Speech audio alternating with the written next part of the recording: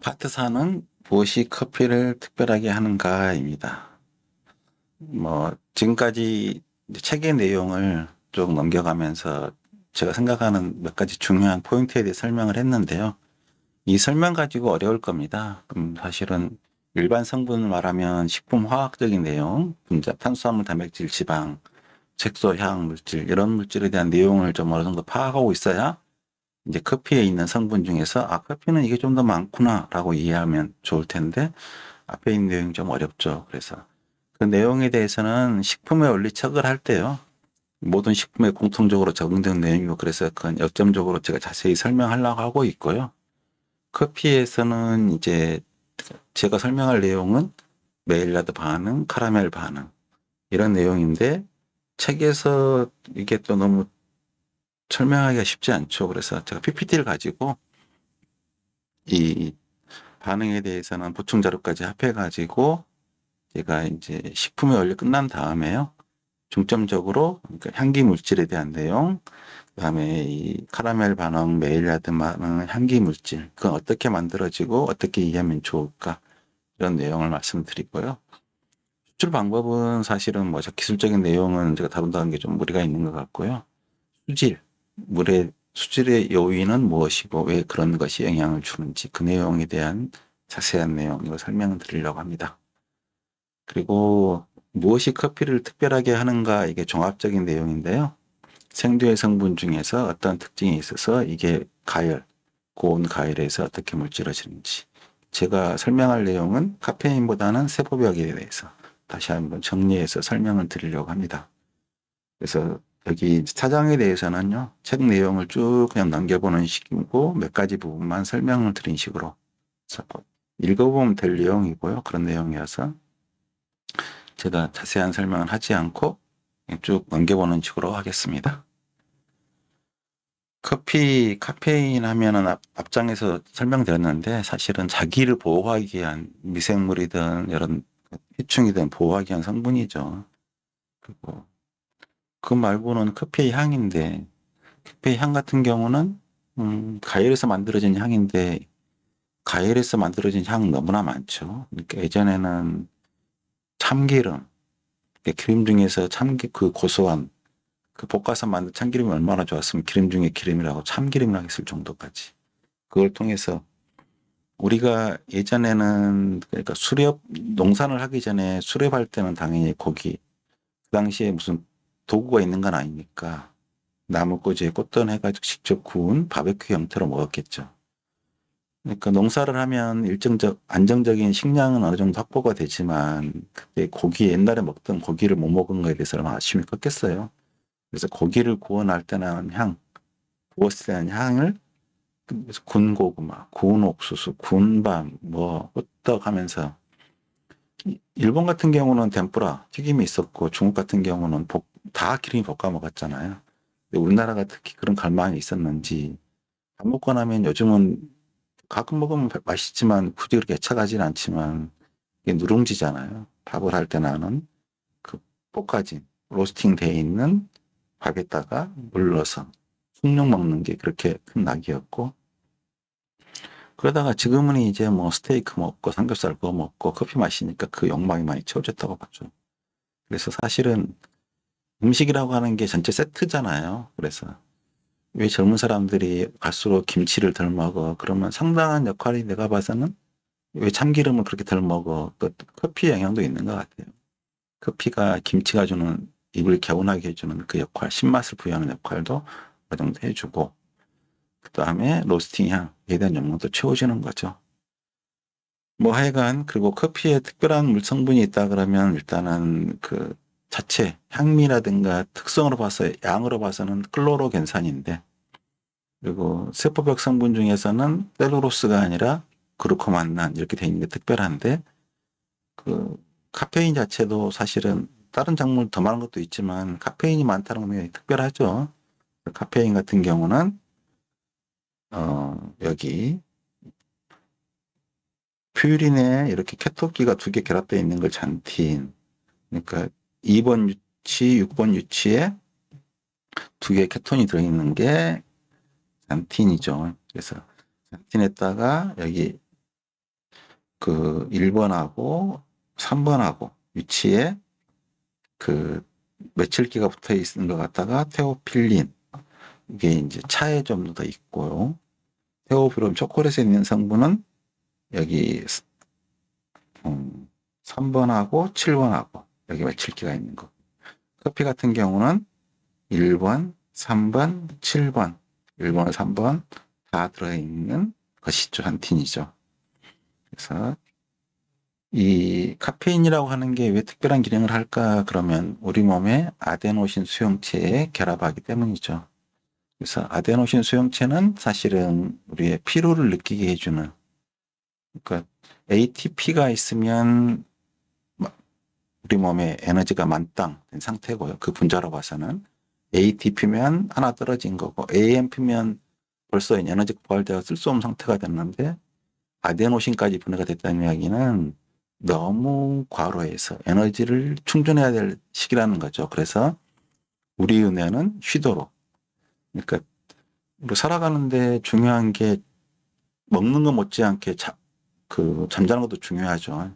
그래서 일주일간 밥을 못 먹게 해도 살 수 있어도 일주일간 잠을 못 자게 하면 죽을 겁니다. 그래서 쉬어야 된다는 것도 굉장히 중요한, 생존에 중요한 요소죠. 그래서 우리가 뇌에서는 쉬어야 할 때 피로를 만드는데 만약 카페인이 들어가면 그 아데노신 수용체에 결합을 해서 아데노신이 있는지를 모르게 만듭니다. 그래서 우리가 그 피로를 마비시키는 거죠. 못 느끼게. 그런 게 카페인의 역할이고. 그럼 우리 몸은 사실은 보통 상태에서는 뭔가 노곤해지고 피로해질 텐데 카페인이 들어오면 생생한 줄 알고 좋아지니까 우리 뇌는 좋아지죠. 그렇게 되면 저 물질을 먹으면 우리 몸이 힘이 나는구나. 좋아지는 특징이 있습니다. 그리고 기능성으로는 사실 클로로겐산 말하는데요. 클로로겐산이 많으면 클로로겐산은 방향조, 이중결합이 들어있다. 이중결합이 들어있으면 자신은 산화되기 쉽다. 산화되면 항산화 기능인 거죠. 자신이 산화되면서 다른 분자의 산화를 막아주는 거니까 항산화 기능인 거고요. 그 다음에 아데노신 수용체 이 부분이 닮았죠. 그래서 그 부분이 결합을 하는데 이 부분을 통해서 스위치를 눌러야 할 건데 스위치를 누르지 않고 자리만 차지한 거죠. 그래서 이런 아데노신이 있는 것을 감각하는 수용체가 이 타입이 네 가지인데 특히 카페인 같은 경우는 요것을 봉쇄해서 피로를 덜 느끼게 합니다. 타입 2를. 그래서 농도가 낮을 때는 아데노신 수용체, 여기에 있는 수용체. 그러니까 사실 운동 능력도 활성화시키는 게 카페인 그 기능만 활성화시키지는 않고요.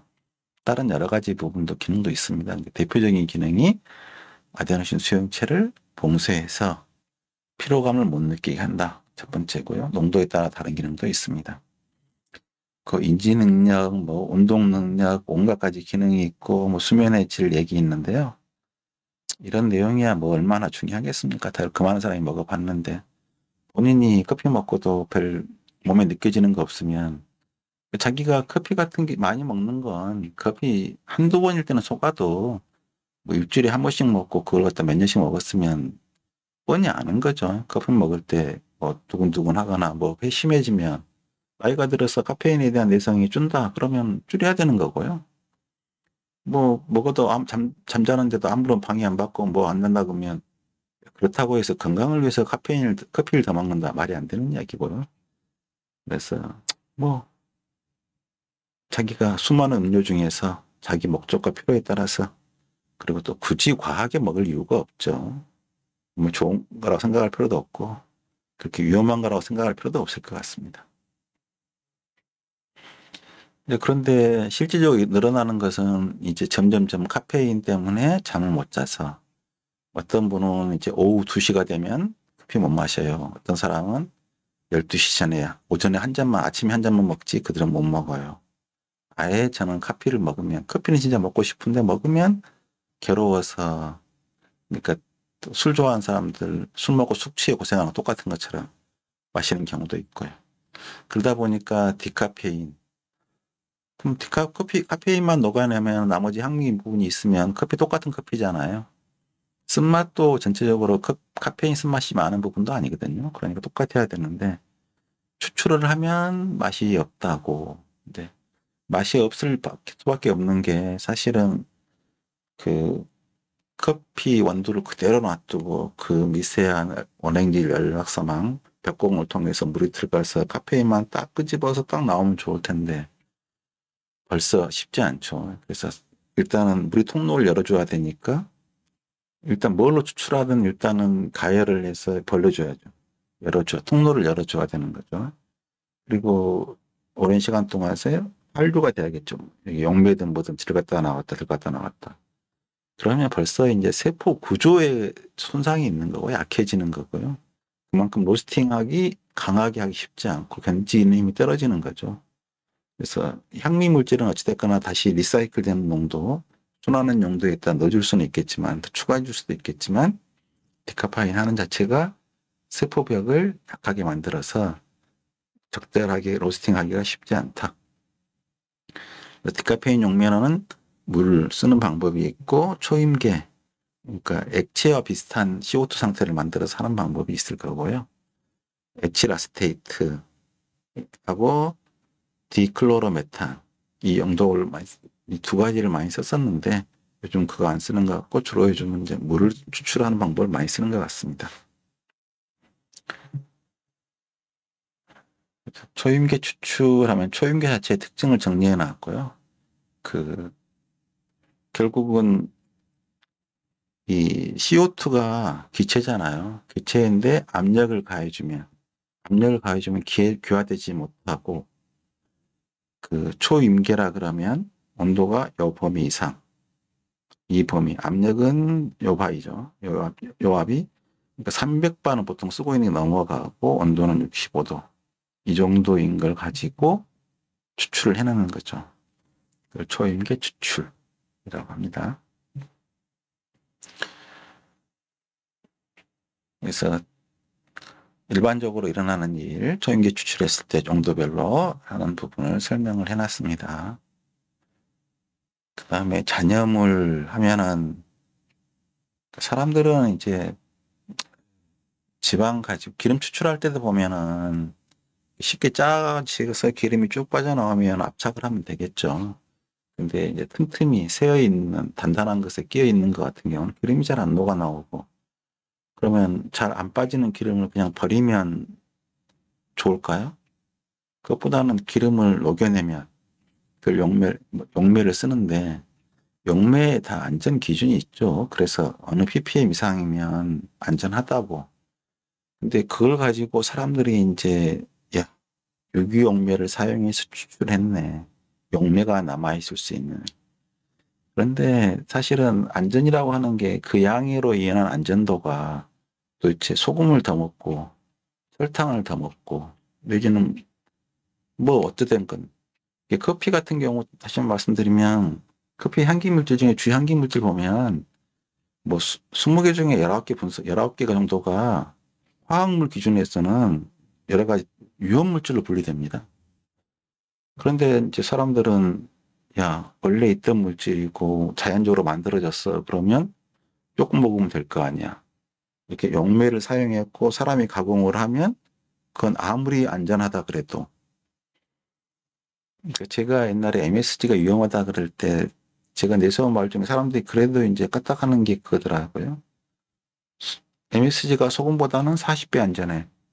독성이나 사용량 기준으로 봐서는 분명히 그 말이 맞거든요.